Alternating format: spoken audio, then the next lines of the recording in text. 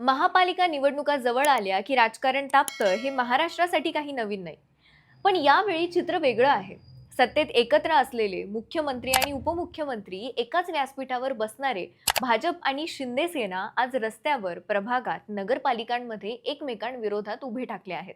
महायुतीत असताना एवढा उघड संघर्ष का? कोण कुणाला अडवतंय? कुठे सत्तेचा खेळ, कुठे वर्चस्वाची लढाई आणि कुठे थेट विश्वासघाताचे आरोप?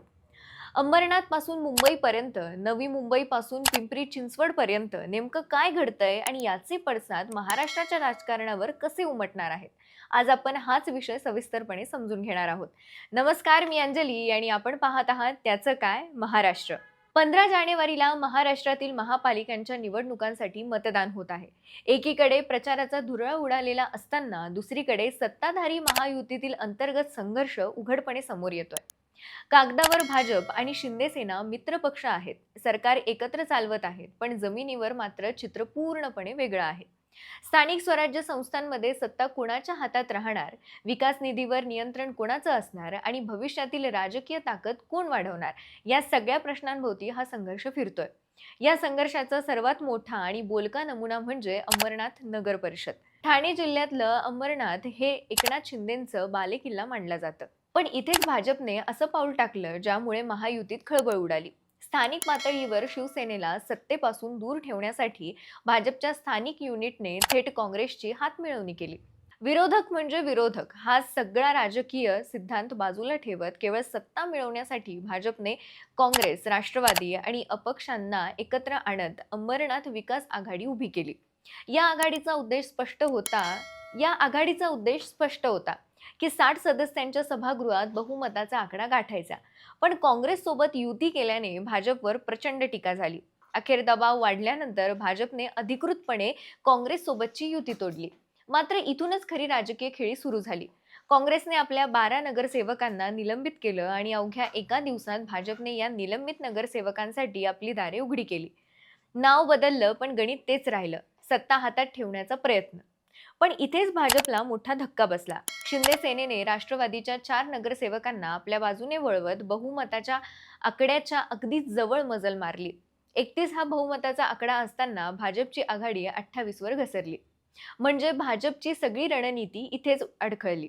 या पार्श्वभूमीवर शिंदे सेनेचे खासदार श्रीकांत शिंदे यांनी थेट आरोप केला की हा युती धर्माचा विश्वासघात आहे. सत्तेत एकत्र असताना मित्र पक्षालाच सत्तेपासून दूर ठेवण्यासाठी विरोधकांशी हातमिळवणी करणं अनैतिक असल्याचं ते स्पष्टपणे म्हणाले.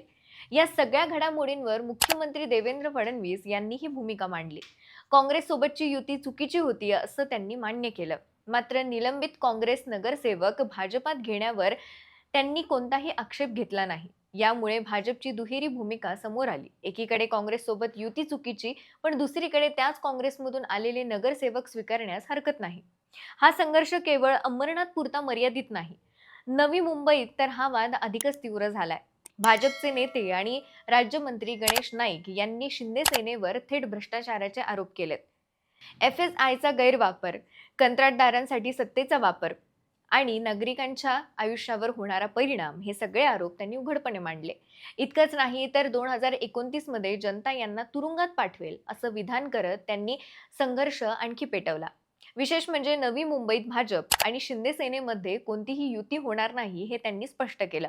मुंबईत परिस्थिती अधिक गुंतागुंतीची आहे. कागदोपत्री युती असली तरी प्रत्यक्षात प्रभागांमध्ये दोन्ही पक्ष आमनेसामने उभे आहेत. BMCच्या काही प्रभागांमध्ये शिवसेनेचा उमेदवार अपेक्षित असताना भाजपनेही आपला उमेदवार दिलाय. कार्यकर्त्यांमध्ये थेट घोषणाबाजी सुरू झाली. जुन्या आरोपांची आठवण करून देणाऱ्या घोषणा दिल्या गेल्या. यावरून स्पष्ट होतं की हा संघर्ष केवळ नेतृत्वापुरता नाही तर तो तळागाळात पोहोचलेला आहे. महत्त्वाचं म्हणजे ज्या महापालिकांमध्ये काँग्रेस, उद्धव ठाकरे यांची शिवसेना, शरद पवारांची राष्ट्रवादी आणि मनसे मजबूत आहे, तिथे भाजप आणि शिंदे सेना एकत्र लढताना दिसतात. पण जिथे विरोधक कमकुवत आहेत, छत्रपती संभाजीनगर, नाशिक, पुणे, पिंपरी चिंचवड, तिथे मात्र हे दोन्ही पक्ष स्वतंत्रपणे आपली ताकद वाढवण्याच्या तयारीत आहेत. म्हणजेच युती ही तत्वांवर नाही तर गरजेनुसार ठरते. भाजपची रणनीती इथे स्पष्ट दिसते. स्थानिक स्वराज्य संस्थांवर नियंत्रण मिळवणं, विकास निधी हातात ठेवणं आणि भविष्यातील विधानसभा, लोकसभा गणित मजबूत करणं हे सगळं या संघर्षामागे आहे.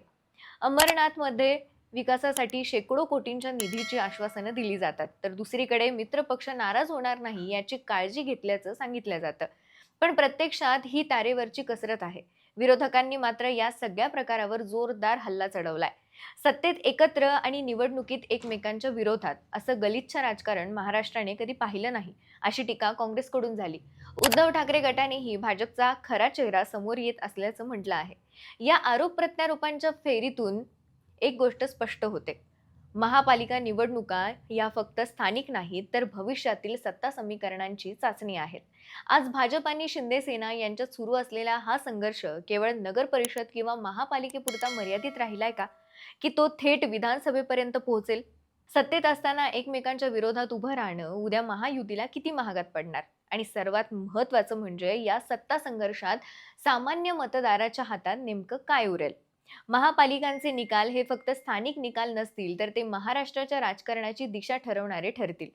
पुढचा डाव कोण खेळणार हे पाहणं आता खूप रंजक ठरणार आहे. महायुतीत सत्तेत एकत्र असताना निवडणुकीत एकमेकांविरोधात लढणं योग्य आहे का?